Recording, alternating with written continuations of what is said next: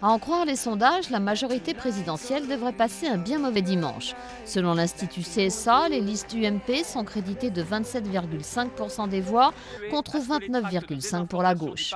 Une défaite annoncée que le chef de l'État, qui a tant personnalisé le pouvoir, va devoir prendre à sa charge.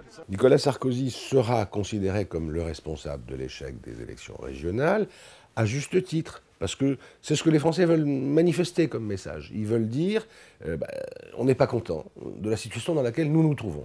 Le gouvernement devrait payer pour le chômage et la crise, ainsi que le mécontentement des Français. Le chef de l'État en est bien conscient puisqu'il a déjà essayé de les rassurer en annonçant une pause dans les réformes au second semestre 2011. Un aveu de faiblesse, il faut dire que sa marge de manœuvre est mince. On ne peut pas faire grand-chose sans quoi. Changer le Premier ministre, il n'en est pas question. Il est populaire, il est plus populaire que le président. Changer les ministres, oui, on va prendre cette occasion pour changer quelques...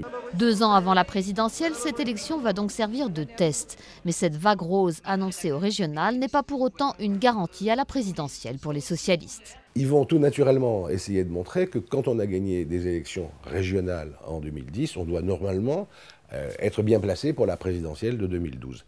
C'est ce qui s'est passé la dernière fois. En 2004, ils avaient largement gagné les régionales, mais ça ne les a pas empêchés de perdre la présidentielle. Ce n'est pas le même niveau d'élection.